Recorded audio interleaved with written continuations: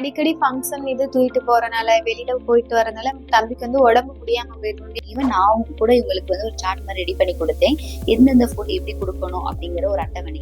Tea, biscuit, சாப்பிட்ற ஐட்டத்தை கொடுக்கறனால தம்பி அதை தான் விரும்பி சாப்பிடுறாங்க.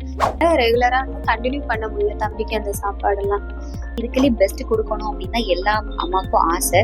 ஆனா அது ப்ராக்டிக்கலா வந்து உங்க வேலை அப்படின்னு வர்றப்ப கொஞ்சம் பேலன்ஸ் பண்ண முடியலை. 6 மாதம் முதல் 1 வயது வரைக்கும் இருக்கிற குழந்தையோடைய அம்மாக்கு இருக்கிற சேலஞ்சஸ் என்னென்ன, அவங்க குழந்தைக்கு கொடுக்கக்கூடிய பெஸ்டான உணவுகளை பிளான் பண்ணாலுமே அதை எக்ஸிக்யூட் பண்ண முடியல. இத பத்தின வீடியோ தான் இது. என் கூட ஒரு தாய்மார் இருக்காங்க.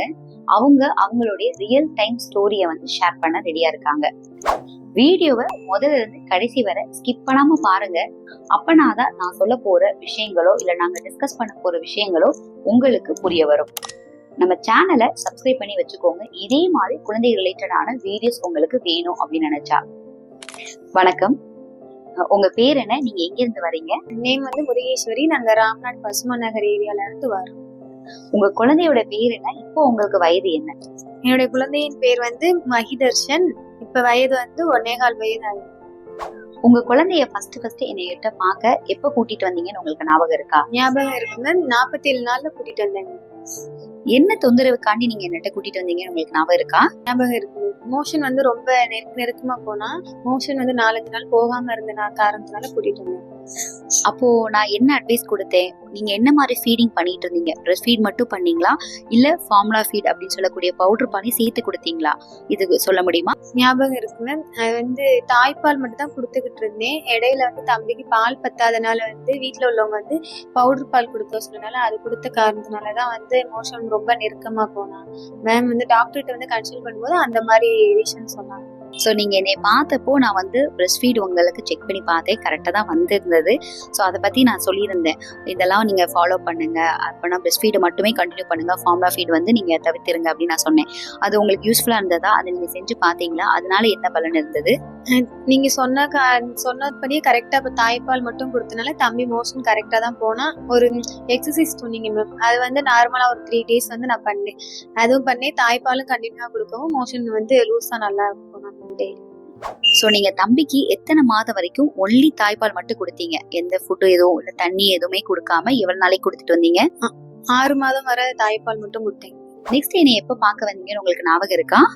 ஞாபகம் இருக்குங்க. 6வது மாதம் வந்து தம்பிக்கு சாப்பாடு வந்து என்னென்ன சாப்பாடு கொடுக்கணும்னு சொல்லிட்டு உங்கள்ட்ட கேட்டீங்க.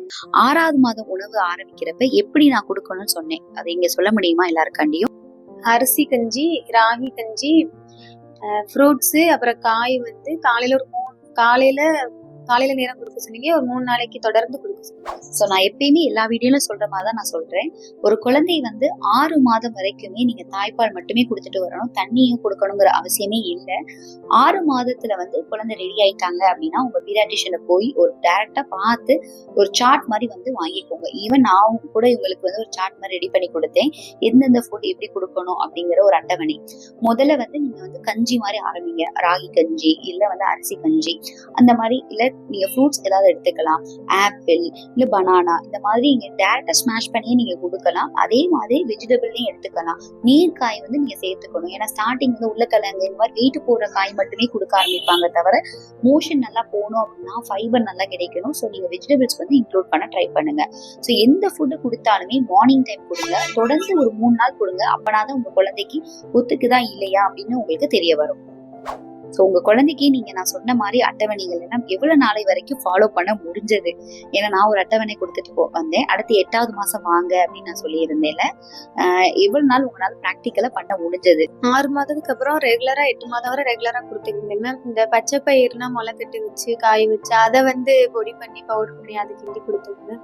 அப்புறம் ரெகுலரா வந்து அந்த சாப்பாடு, நீர் சத்து சாப்பாடு, அந்த விட்டமின் கிடைக்கிற மாதிரி அந்த சாப்பாடெல்லாம் ரெகுலரா கொடுத்தீங்க மேம். 8 மாதத்துக்கு அப்புறம் வேலைக்கு போறதுனால வந்து மாமியார்கிட்ட வந்து கொடுத்துட்டு போனனால ரெகுலரா வந்து கண்டினியூ பண்ண முடியல தம்பிக்கு அந்த சாப்பாடெல்லாம். நீங்க மென்ஷன் பண்ணீங்க கரெக்டா. ஏன்னா ஒர்க்கிங் மதர் வந்து நிறைய பேர் இந்த வீடியோ பார்த்துட்டு இருக்கலாம். குழந்தைக்கு இருக்கலே பெஸ்ட் கொடுக்கணும் அப்படின்னு தான் எல்லா அம்மாவுக்கும் ஆசை. ஆனா அது ப்ராக்டிக்கலா வந்து அவங்க வேலை அப்படின்னு வர்றப்ப கொஞ்சம் பேலன்ஸ் பண்ண முடியலை. ஏன்னா அவங்களையும் கொஞ்சம் பார்த்துக்கணும், ஃபேமிலியும் பார்த்துக்கணும், குழந்தையோட டயட்டையும் பார்த்துக்கணும். அப்படிங்கிறப்ப இது 3 விஷயத்த பேலன்ஸ் பண்ண முடியாம இருக்கு. ஈவன் இங்க பேசிட்டு இருக்க அம்மாக்குமே இது ஒரு பெரிய சேலஞ்சா தான் இருக்கு. சரி, நீங்க இல்லாம வேற யாராவது ஒரு உணவை கொடுக்கறப்ப, நீங்க சொன்ன மாதிரி உங்களுடைய மாமியார் அந்த மாதிரி யாரும் குழந்தைக்கு உணவு கொடுக்கறப்ப என்ன சேலஞ்சஸ் இருக்கு, என்னென்ன ப்ராப்ளம்லாம் வருது நீங்க நினைக்கிறீங்க? நான் வேலைக்கு போற வரைக்கும் கரெக்டா வந்து தம்பியை பாத்துக்கிட்டேன் மேம். வேலைக்கு போனதுக்கு அப்புறம் வந்து அத்தை வந்து சாப்பாடு டைம் கொடுக்கறதுனால அவங்க வந்து தம்பி சாப்பிட்றத கொடுக்குறாங்க. அதாவது உப்பு சால்ட்னா நீங்க கொடுக்க கூடாதுன்னு சொன்னீங்க, அததான் அவன் விரும்பி சாப்பிடுறான். அந்த டீ பிஸ்கட்டு அவன் சாப்பிட்ற ஐட்டத்தை கொடுக்கறதுனால மேம் அது வந்து குழந்தை இதுதான் சாப்பிடுது, அதனால சாப்பிட்டு அவன் பசி அடங்கட்டும், எதுக்கு அவனுக்கு பிடிக்காததை கொடுக்கணும்னு சொல்லிட்டு எங்க அத்தை வந்து அந்த சாப்பாடே கொடுக்க ஆரம்பிச்சாங்க. தம்பியும் அதை தான் விரும்பி சாப்பிடுறான். இந்த வீடியோவை ஒரு தாய்மார் மட்டும் இல்லாம பார்த்துட்டு இருக்க பாட்டி இல்ல தாத்தாவா இருந்தாலும் ஒரே ஒரு புரிஞ்சுக்கோங்க, இந்த காலகட்டத்துல குழந்தைக்கு பெஸ்ட்டை கொடுக்கணும், இதுதான் செய்யணும் அப்படின்னு சொல்லி நிறைய விழிப்புணர்வு அம்மாங்க மத்தியில வந்துருச்சு. ஆனா அது செய்ய முடியாம பிராக்டிக்கலா தவிக்கிறாங்க. ஏன்னா அவங்க வந்து ஒர்க் லைஃபையும் பேலன்ஸ் பண்ணி தான் ஆகணும். இவங்க வேலைக்கு போகணும், நிறைய பெண்கள் வந்து வேலைக்கு போக ஆரம்பிச்சிட்டாங்க, அதையும் பார்க்கணும். அதே சமயத்துல குழந்தை வந்து வீட்டுல வந்து நல்லா வளருதா அப்படின்னு சொல்லி தெரிஞ்சுக்கணும். அப்ப அதுக்கு உங்களுடைய சப்போர்ட் தேவைப்படுது.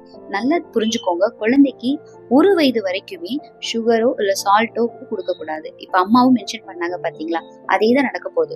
ஒரு குழந்தைக்கு சுகர் கொடுக்கறனால பெரிய பாதிப்பு இருக்குமானா இல்லவே இல்லை.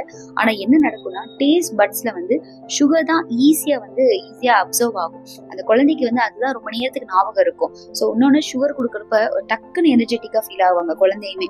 அதை பாக்குற தாத்தா பாட்டியுமே பாத்தியா ஒரே ஒரு பிஸ்கெட் சாப்பிட்டா எவ்வளவு ஹாப்பியா இருக்கா, எவ்வளவு எனர்ஜியா விளையாடுறான் அப்படிங்கிறது மட்டும்தான் உங்களுக்கு தெரியுதுங்கிறனால அதையே கொடுத்துட்டு வராங்க. ஆனா நாளடைவுல குழந்தைக்கு தேவைங்கிற போஷாக்கு கரெக்டா கிடைக்க போறது இல்ல. நீங்க என்னட்ட 6 மாதம் அப்ப வந்து உணவு அட்டை வாங்கிட்டு போனது அவ்வளவுதான், அதுக்கடுத்து வரவே இல்லை. கரெக்டுங்களா? அப்ப என்ன நினைச்சீங்க? சரி குழந்தை நல்லாதான் வளர்ந்துட்டு இருக்காங்கன்னு நினைச்சீங்களா? ஏன் இப்போ வந்தீங்க? அவன் சாப்பாடு நல்லா சாப்பிட்டுக்கிட்டு எனர்ஜியா கரெக்டான வெயிட்ல இருந்தாங்க, நல்லா தவக்குறா, ஓடுறான், நடக்கிறான். ஆனா அவனுக்கு வந்து பல்லு மட்டும் முளைக்கல, அது ஒண்ணு கவலையா இருந்துச்சு. அந்த காரணத்தினால வந்து நான் உங்கள்கிட்ட கன்சல்ட் பண்ண வந்தேன். அது மட்டும் தானா, இல்ல வேற ஏதோ சந்தேகத்தோட இந்த டைம் வந்தீங்களா? அடிக்கடி ஃபங்க்ஷன் இது தூக்கிட்டு போறனால, வெளியில போயிட்டு வரனால தம்பிக்கு வந்து உடம்பு முடியாம போயிடுது. எங்கேயும் போயிட்டு வந்தாலே தம்பிக்கு உடம்பு முடியாம போயிடுது. அதுலயே வந்துட்டு எதிர்ப்பு சக்தி இல்லாம தம்பி வந்து ஒரு மாதிரி படுத்துடுறான், சொனங்கிடுறான், காய்ச்சல் வந்துருது, கோல்டு வந்துருது. அந்த காரணத்தினால அதையும் கேட்கறதுக்காக நம்ம கிட்ட வந்தேன். ஸோ ஃபர்ஸ்ட் நம்ம வந்து இந்த டிலே டீத்திங்கை பத்தி சொல்லுவோம். குழந்தைக்கு வந்து டீத்திங் அப்படின்னு சொல்லக்கூடியது, இந்த பல்லு முளைக்கிறது வந்து வேரியேஷன் இருக்கதான் செய்யும்.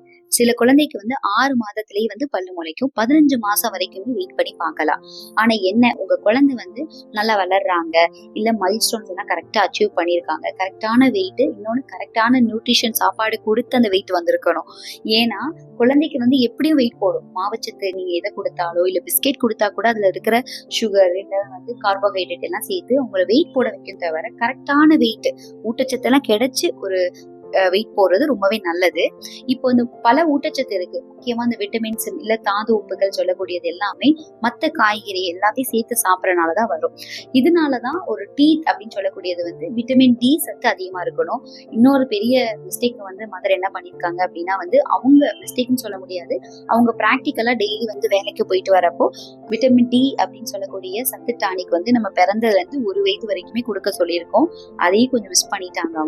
அவங்க வேலைக்கு போயிட்டு வரனால அதை கொடுக்க முடியல அப்படிங்கிறதும். 6 மாதத்துக்கு மேல அயன் டானிக் வந்து கொடுக்க சொல்லுவோம், சத்து டானிக் கொடுக்க சொல்லுவோம். இது எல்லாமே வந்து அவங்க மிஸ் பண்றாங்க. அது ஒரு காரணமாவும் இருக்கும். சத்து டானிக்னா கரெக்டா நீங்க கண்டினியூ பண்ண சொன்னீங்க மேம். நான் வேலைக்கு போறனால வந்து எனக்கு கரெக்டா கண்டினியூ பண்ண முடியாம தம்பிக்கு அந்த சத்து டானிக்னா கொடுக்க முடியாமே போயிருக்கு. ஸோ குழந்தையுடைய வளர்ச்சியில உடல் போஷாக்கு அப்படிங்கிறது எல்லா நியூட்ரிஷனும் சேர்ந்துதான் கிடைக்கணும். ஸோ எல்லா வகையான உணவுகளையும் நீங்க கொடுக்கணும். நான் இவங்களுக்கும் நிறைய ப்ராக்டிக்கல் டிப்ஸ் எல்லாம் சொல்லியிருக்கேன். இந்த டைம் வந்து இதெல்லாம் செஞ்சு பாருங்க. ஈவன் வந்து நீங்க ஒர்க்கிங் மதரா இருந்தாலுமே சில சேஞ்சஸ் எல்லாம் பண்ண சொல்லி நான் சொல்லியிருக்கேன். அதெல்லாம் ஃபாலோ பண்ணிட்டு வருவாங்க. ஒரு குழந்தைக்கு அடிக்கடி சளி பிடிக்குது, எங்கேயாவது போயிட்டு வந்துட்டா உடனே காய்ச்சல் வந்துருது அப்படின்னு அவங்க டவுட் கேட்கறாங்க. இது கரெக்ட் தான். இது வந்து வைரல் இன்ஃபெக்ஷன் அப்படின்னு சொல்லுவோம். இது வந்து தடுக்க முடியுமா அப்படின்னாலோ இல்ல வெளியே போகாமலே குழந்தைய குழந்தையை வளர்க்க முடியுமானா இது வந்து பாசிபிள் இல்ல. பிராக்டிக்கலா வந்து யாருனாலே பாசிபிள் இல்ல. அப்ப என்ன பண்ணணும், குழந்தையோட எதிர்ப்பு சக்தி அதிகப்படுத்தணும், அவங்களோட இம்யூனிட்டியை பூஸ்ட் பண்ணி பார்க்கணும். அதுக்குமே அகெயின் வந்து மல்டிவிட்டமின் அப்படின்னு சொல்லக்கூடியது, தாது உப்புகள், விட்டமின்ஸ் இது எல்லாமே கிடைக்கணும். முக்கியமா விட்டமின் சி அதிகமா இருக்கிற ஃப்ரூட்ஸ் எல்லாம் வந்து நம்ம சாப்பிடணும், வெஜிடபிள்ஸையுமே வந்து சாப்பிடணும். குழந்தை வந்து நான் உங்கள்கிட்ட இன்னைக்கு சொன்னிருக்கேன் தான், ஸ்கூல் போறதுக்கு முன்னாடி வீட்டுல இருக்கிறப்ப நம்ம என்ன ஃபுட் கொடுத்தாலுமே அதை அட்லீஸ்ட் சாப்பிட்றதுக்கு ட்ரை பண்ணுவாங்க. சில அடாப்டேஷன்ஸ் எல்லாம் நடக்கும். ஒன்ஸ் ஸ்கூல் போயிட்டாங்க அப்படின்னா அவங்களுடைய சர்க்கிள் வேற மாதிரி ஆயிடும், அவங்களோட பேட்டர்ன் வந்து வேரி ஆகும். ஸோ சாப்பாடு எல்லா விஷயத்தையுமே நீங்க கரெக்ட் பண்ணணும்னு நினைச்சீங்க அப்படின்னா இந்த வயசு வந்து ரொம்பவே கரெக்டா இருக்கும். 1-2 வயது குழந்தைகள் வந்து ரொம்ப கம்மியா தான் சாப்பிடுவாங்க. அது வந்து அவங்களுக்கு பிடிச்சிருக்கு பிடிக்கல, அது ரெண்டாவது. கம்மியா சாப்பிட்டாலும் போஷாக்கா சாப்பிடணும் அப்படிங்கிறது தான் ரொம்ப இம்பார்ட்டன்ட். ஸோ இந்த டைம் நான் கொடுத்துருக்க டயட் எல்லாம் கொஞ்சம் உங்களுக்கு ப்ராக்டிக்கலா பாசிபிளா உங்களால பண்ண முடியும் நம்புறீங்களா? நீங்க கொடுத்ததெல்லாம் என்னால கண்டிப்பா ஃபாலோ பண்ண முடியும் மேம். நீ எங்கே போனாலும் என்னோட அத்தைகிட்டயுமே நான் வந்து அதை ஃபாலோ பண்ண சொல்லி சொல்லிட்டு போறேன். இதே மாதிரி குழந்தை வளர்ப்புல டாப் 10 மிஸ்டேக்ஸ் என்னென்ன ஒரு இன்டர்வியூவே நான் ஒரு வீடியோ வந்து போட்டிருக்கேன். வீடியோவை ஃபர்ஸ்ட் கமெண்ட்ல கொடுத்துருக்கேன், கிளிக் பண்ணி பார்த்துக்கோங்க.